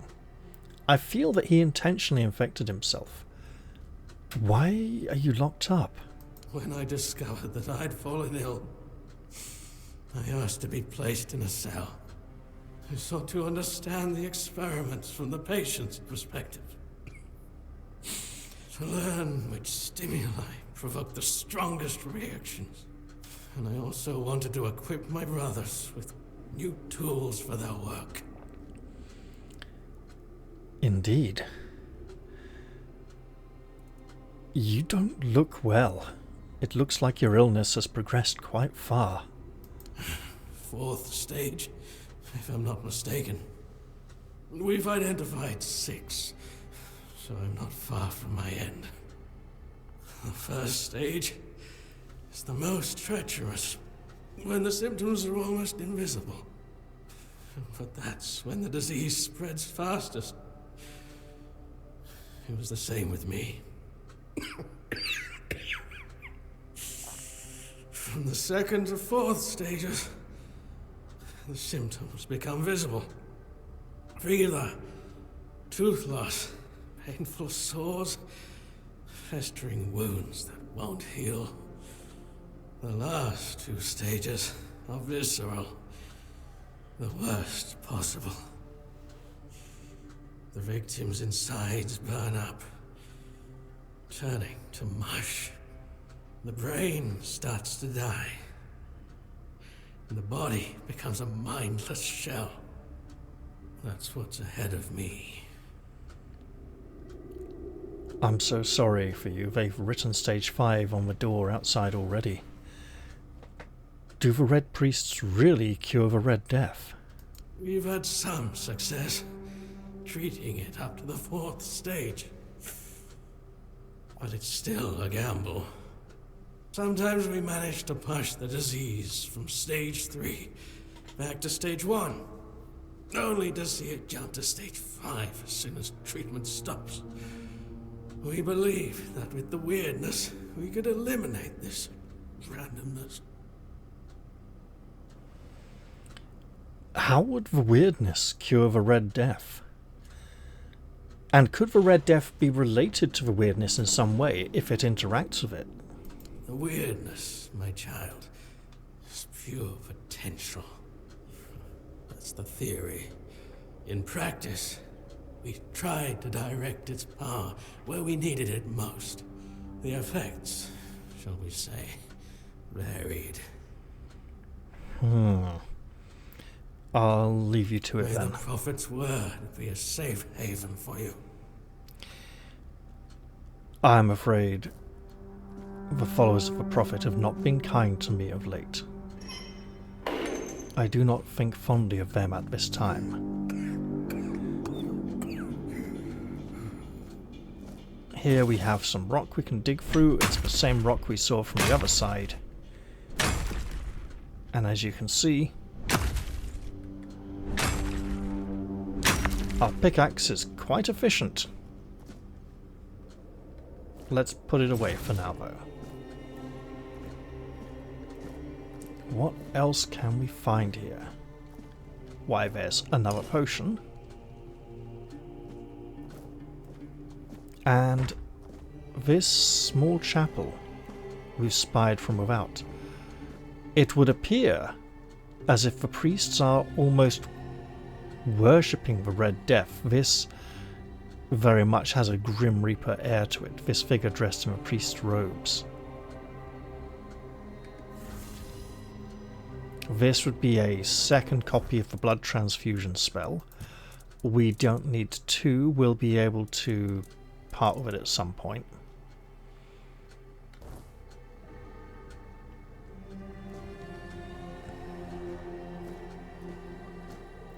Can we... We can't dig through this, okay.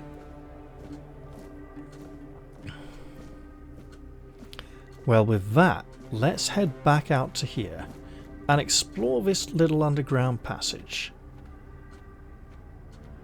Yes, I'm already crouching, game.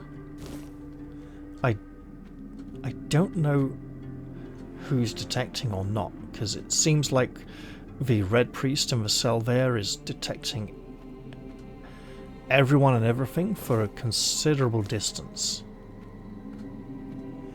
Can I stand straight here?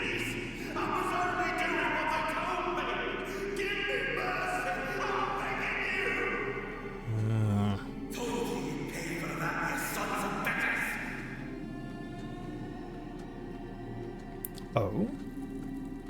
Something's going on through there. And I recognise the name. Let's just hold on for now. And ready our spells.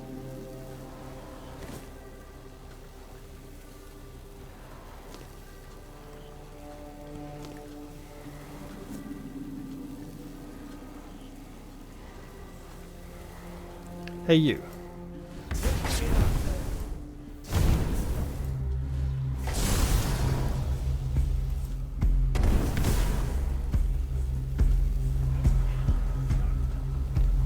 Yeah, you come here.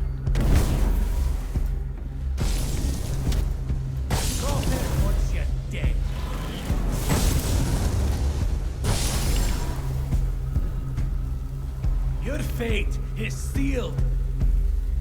We'll see about that. For now, I'm just going to enjoy my little cubby hole here.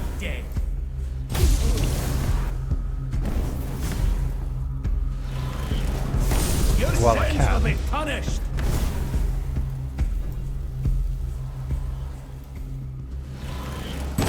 You'll suffer for your sins.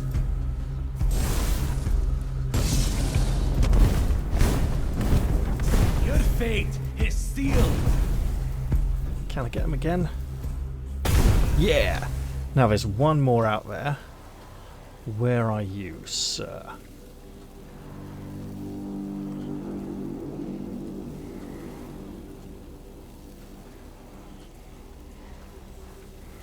Come on. Okay. One body, two body. There was a third one. Oh, 3 bodies. Okay. That may be all of them then. Let's take that potion. And we will be exploring down that way soon.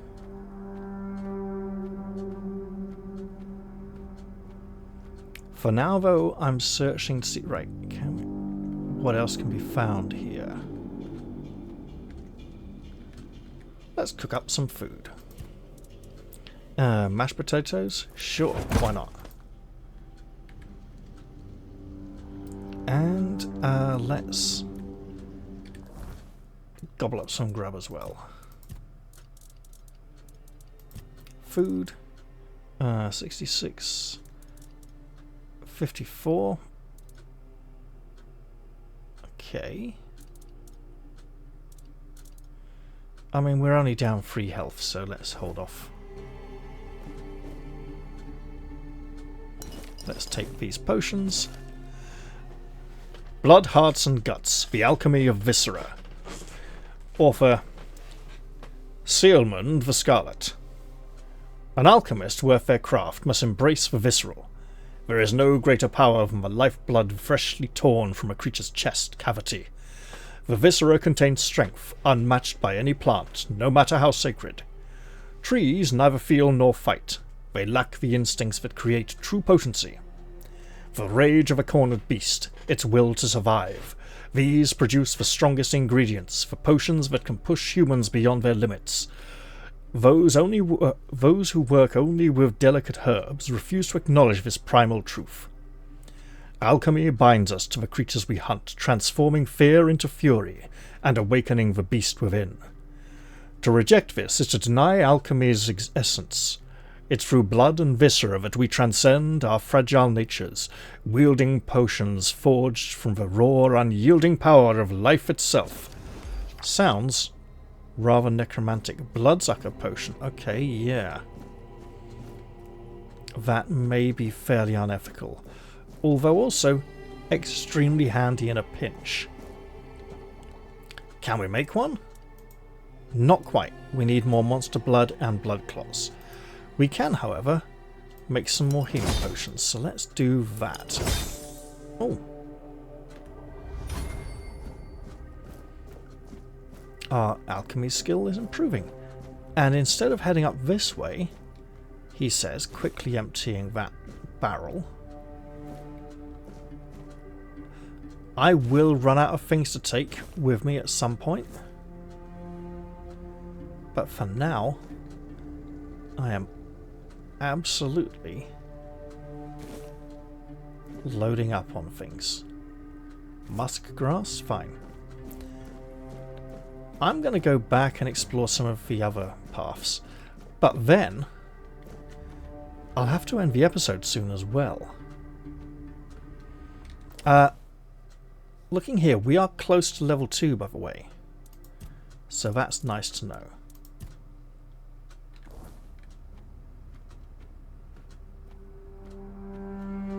And when we do gain a level, things will begin to happen. Let's visit this man.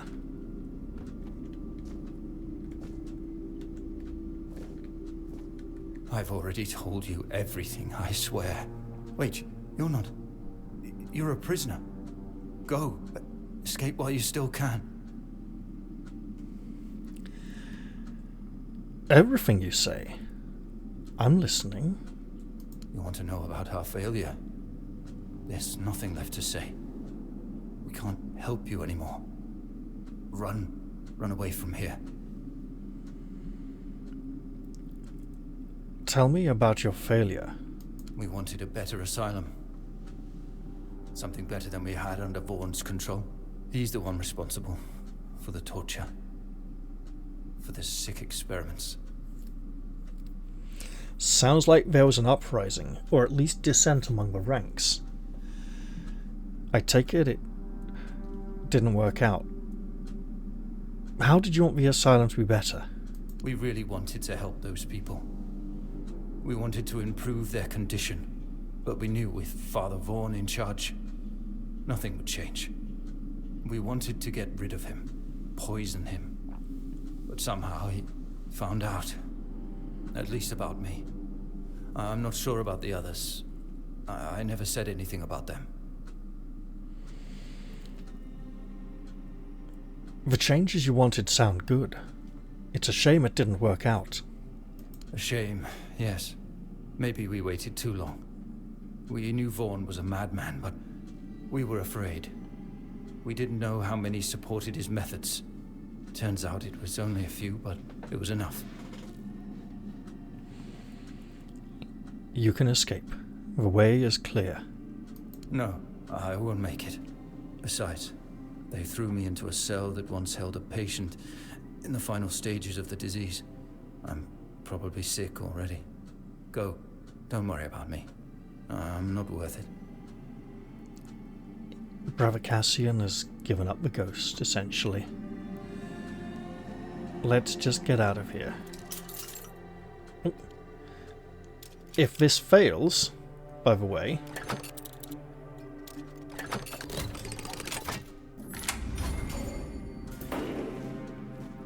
over yonder is the entrance to the chamber below. Traitor! That's all they wrote there.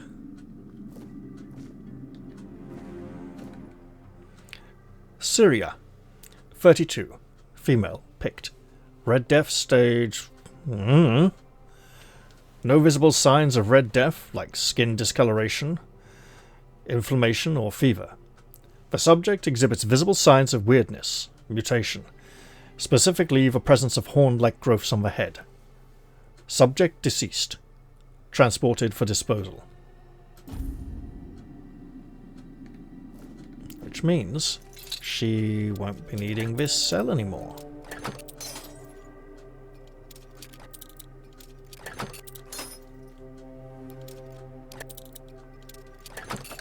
So we can practice opening doors.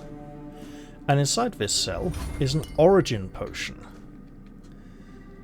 Now, the origin potion can be used to reset all our skill and stat points. We don't have any skill or stat points yet. That will be subject to change in the future. Pictish experiment subject. First note. Patient records, Syria. Female picked, approximately 30 years old. Found among the diseased in Kuanacht. Red Death stage, under observation, subject innate immunity. Experiment 1. It seems Kai has blessed us. We've never had a Pictish patient before. She was found in a village with a severe outbreak but showed no symptoms, not even early ones. Brother Crispus has ordered observation, but what if she never falls ill? Would they start exposing her to the disease to see if she would fall ill, to test her resistance? I believe they might. Experiment 2.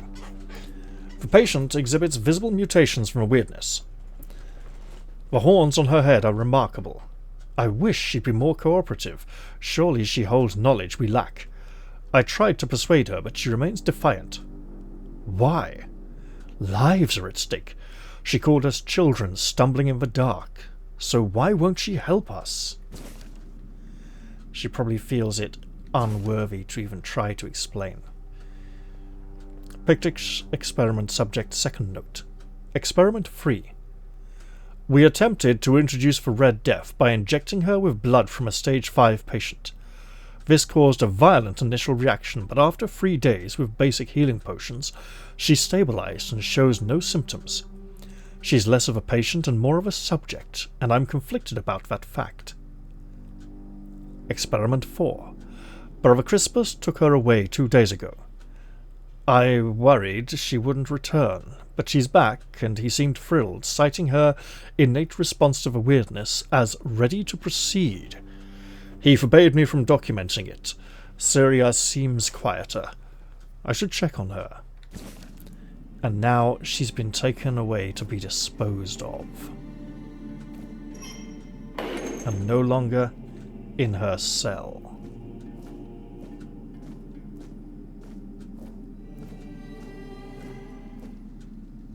And who the hell are you? Another one of those red dogs? Say a prayer to your goddess and get ready to die, scum! Wait, I'm not a red priest. I'm a prisoner just like you. Look, I'm not even wearing any of their stuff. Then why are ye dressed in their bloody rags? Well, I see ye bear the marks of torture too. Maybe the priests messed with your mind, because one more moment and ye'd be dead.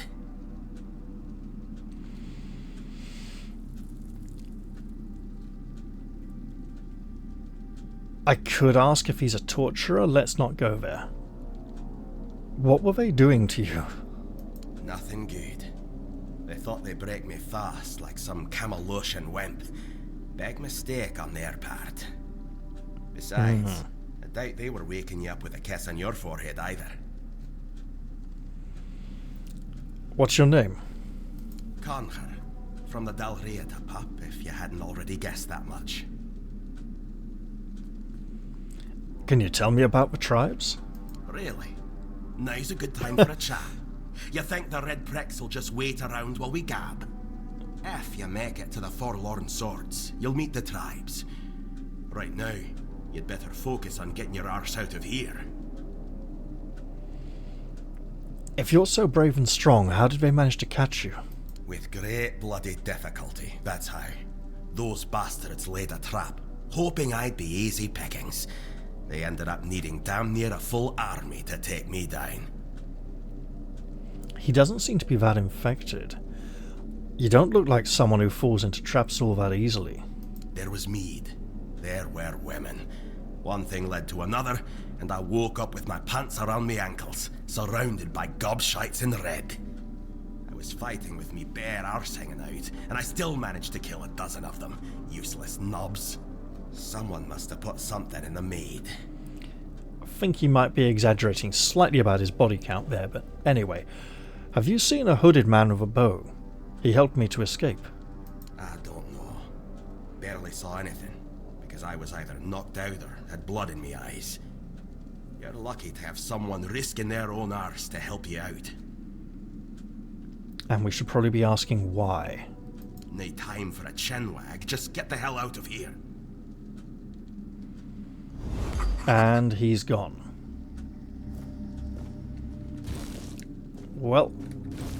Here's a couple of bodies he is directly responsible for.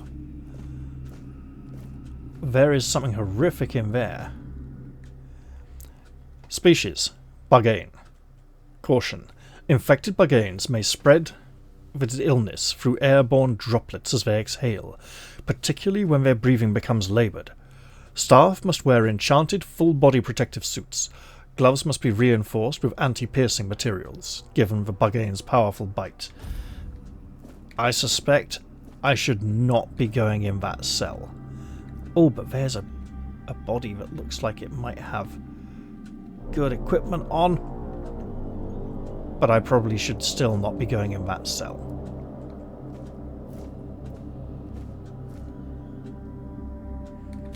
Another Red Priest. Iagan, 74. Male, Fernwood. Red Death, Stage 3. Well-defined skin lesions with raised borders. Loss of sensation in affected areas due to nerve involvement.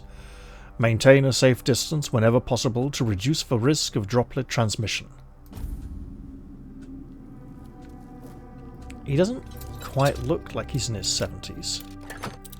But maybe we need a slightly better look at him.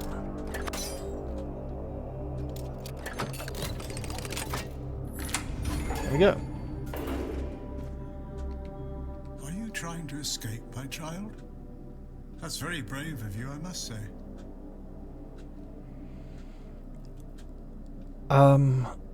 We could escape together. We could try. Escape? Me? But this is exactly where I should be. I appreciate your offer, but I believe fate has brought me here for a reason. That's why I'll stay and see what happens.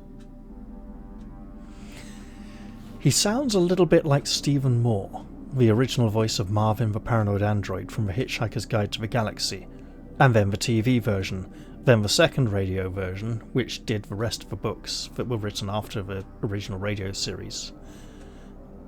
But not in the films, where he was replaced by Warwick Davis and... oh, I should know this one. Played the Sheriff of Nottingham in Robin Hood, Prince of Thieves. Anyway, what else can happen here besides torture? Torture, you say? That's very interesting. I haven't experienced any torture here. I know that whatever ails me, the Red Priests will do everything they can to heal me. And yet he has this terrible pain in all the diodes down his left-hand side.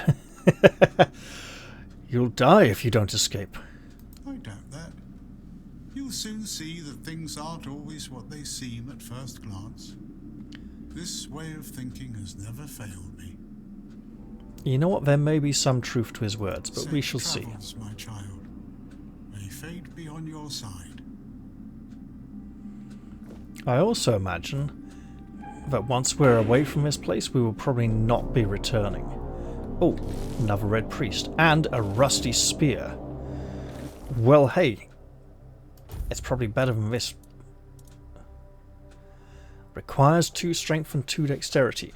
So you'll see, the damage for this spear is reduced as we do not yet meet the requirements for it. It may be a valuable weapon in the future. What do we got here? More notes. Cool. Oh, that was an interesting dispersal effect. Conquer, 42. Human male, Dalriata, Gunvalder tribe. Red Death stage. No visible signs of Red Death like skin discoloration, inflammation or fever. Remarkable physical resilience and strength. Severe aggression. Administer high doses of sedatives. Ensure the patient is well restrained. Approach with utmost caution. And he just left that spear in the body. Okay, so he has actually killed, what, 1, 2, 3, 4, 5 of them on his way out of here? And that is looking almost... No, it's not a spear, it's more like a curtain rail. Okay. It was looking almost like another spear over there. Is there anything left in his cell that we might be able to... Oh, wait. Okay, 6 priests he killed. So maybe he can kill 12. Not necessarily when he's drunk and drugged. So what made them want to come capture him? Who told them he might be infected, or did they just take him for experimentation anyway? That would be rather horrid of them, wouldn't it? Ian, 55 to 60, male, Roscree, Red Death Stage 2. Severed anterior part of the frontal lobe didn't affect the progression of the death symptoms. This patient is prone to self-harm. I mean, it sounds like they harmed him as well. They chopped off part of his brain.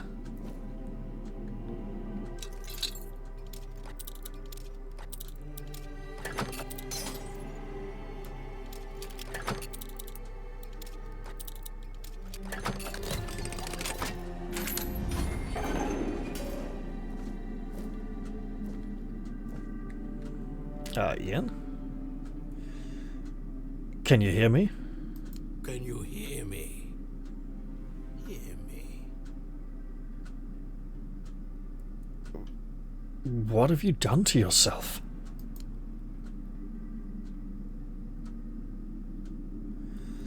The cell is open. You can go now. He probably can't. Can go now. Now.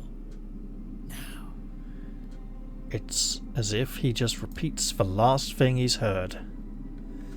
It might also be almost be a mercy to put him out of his suffering. But I feel that's not quite our place. Hello? Daiga, 43, female, Whitefield, Red Death, Stage 5. She doesn't look like she's at Stage 5 yet. Severe disability due to nerve damage and muscular atrophy. In the event of an emergency procedure, follow enhanced protective measures to ensure the safety of all brothers involved. Well, it would appear we are building up a larcenous skill. Hello? You're not a priest. Get out of here. Go away before they see you with me. I want to help you. Help? There's nothing wrong with me anymore. The priests cured me, you see. I just need a few days to recover, and then I'll be able to go home. She's the second one who believes that. Oh, my mistake. See? I don't need your help. Well, in that case, milady, you stay here in your cell.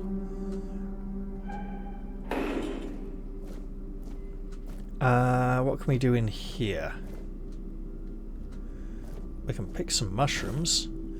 It doesn't look like we can dig with our pickaxe here. There's no obvious diggable rocks. Rocks we can mine with our pickaxe will become fairly evident later on. For now, we're just going to... They look a bit like that one, actually. We're going to continue this way and come back down here into this great hall, where we would like to explore down this way. There are a lot of blood trails leading to this cart and down to this pit, which is obviously where all the bodies are being disposed of. Let's leap down onto this mound of sickeningly squelching flesh that is just festering here. This is clearly where the carcasses are being disposed of. And here is a nicely locked door. We should... It's odd that there should be a locked door down here.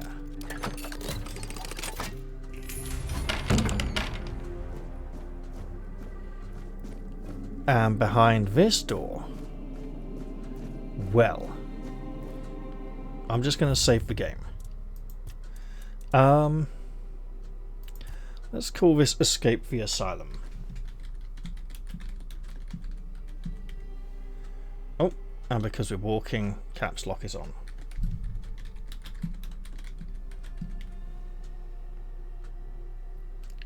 There we go.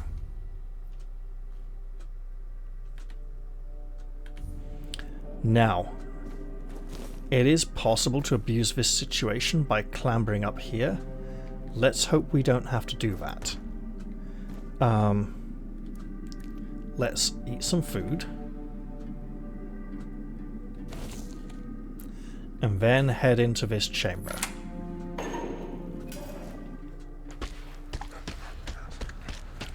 He's punching away at the wall with his fists. Furiously pounding away. Like an absolute psychopath. And now he's turned his attention to us.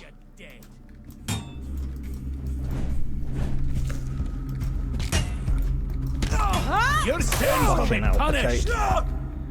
And dead. Yeah, see, that is a dangerous bugger. I want to go in there, consume food, then switch to potions quickly.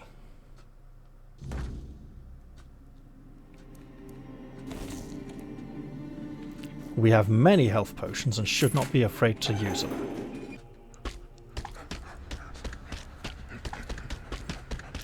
This is skippable, but let's watch once more. He punches really hard. And is absolutely evil. Your fate is sealed.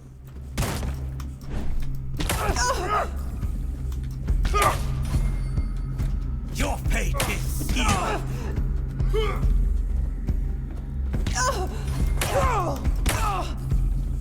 You'll suffer for your sins.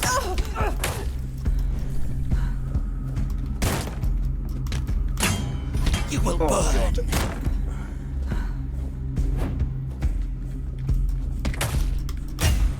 Got him! Right. Athlete's Pride, Fawn Helmet, some gear. What have we here? The Fawn Helmet, best armor we've come across so far.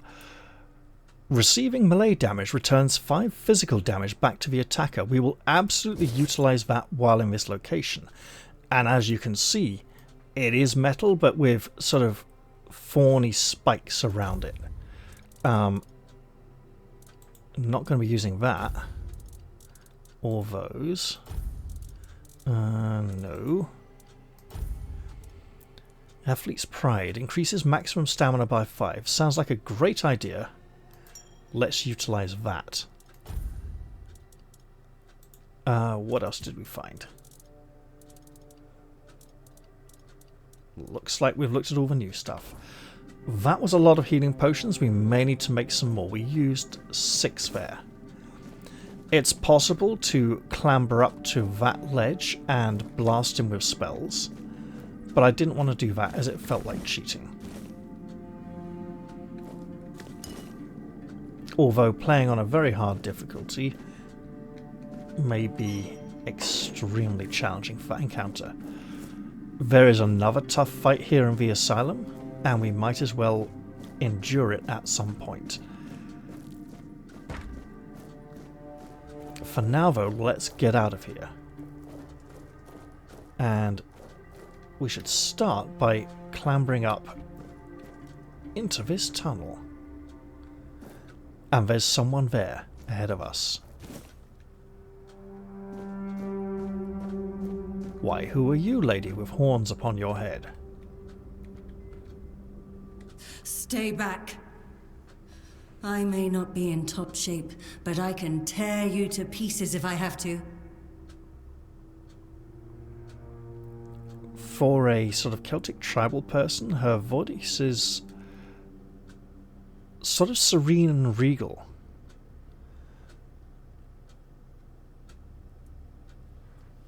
Here, this should speed up your healing. It should, although I admit that the past few weeks have made me hate the taste. Still, thank you. There isn't much kindness going around this place. Oh, she's It Norman. wouldn't be very gracious of me not to repay it, would it? Take this. It might prove useful for you. She said much instead of much. Very northern. It's all right. I'm not with the priests. So, you escaped too? Huh. They're having quite a day. Good. I hope it gets even worse. This whole place is mad. From a safe distance this time. Why would you want them to be devoured? They play with powers they don't understand. Trying to wrangle the weirdness into obedience is a fool's dream. The weirdness might listen, but blind obedience is not in its nature. How did you get caught here in the first place? Same as you, I guess. Wrong time, wrong place. I was wandering through Kunakt and got caught in an outbreak. I was kept with the rest at first, but when they figured out I was a Pict, well, then I deserved special treatment. One of the priests took me to a place so thick with weirdness, it scared me. I needed to get away, otherwise, I don't know what would have happened. I just know whatever it wasn't for me. Did the weirdness give you immunity to the Red Death? Why? Do you think you can torture it out of me too? I didn't choose the gifts I was given. I accept whatever the weirdness is willing to give. I promise I hold no secrets to curing the Red Death. No matter Didn't how expect deep that you you would. cut, you can't gouge them out of me.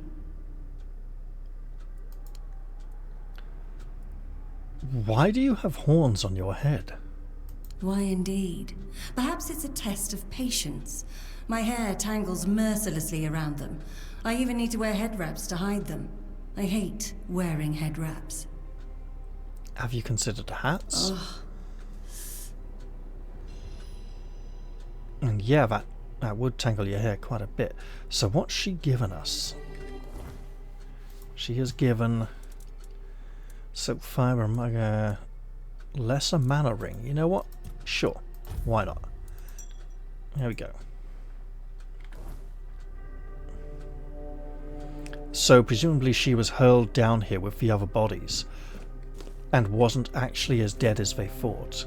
She's clawed her way up and crawled over to here and is recovering her strength. Now it's looking a little... Hey. Hello. Can I get through there?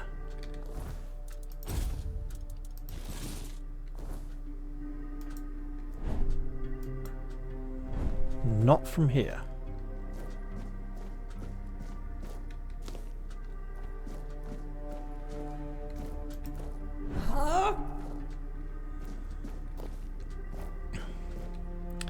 Looks like that's a dead end. But I can at least pick some more mushrooms before getting out of here.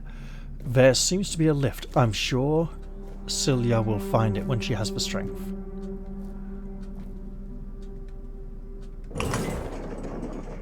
And a very swift lift it is too.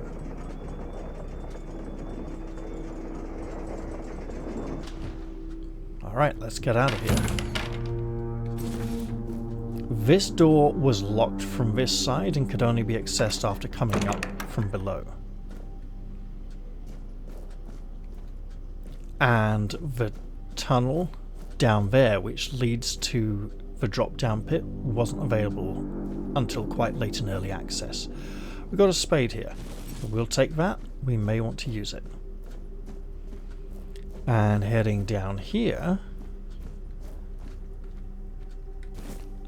we have the room where the Red Priests were performing their experiments, creating potions, and waiting for us to come and kill them. Can we make anything? Just a mana potion. Okay, we don't have the stuff for a health potion yet. We do have some weaker and stronger health potions we've brewed, so we'll need to look at those at some point. And I did say a while ago, didn't I, that I wanted to wrap up the episode, so I probably shouldn't go too much longer. But I think I know where I'm going to leave off. Oh, wait. There's this down here.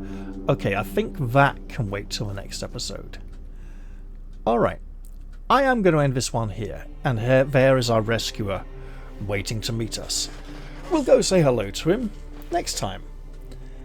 I hope you all enjoyed this first episode, and I'll look forward to seeing you all in the next one. I'll say goodbye for now, everyone, and cheerio! See you all soon.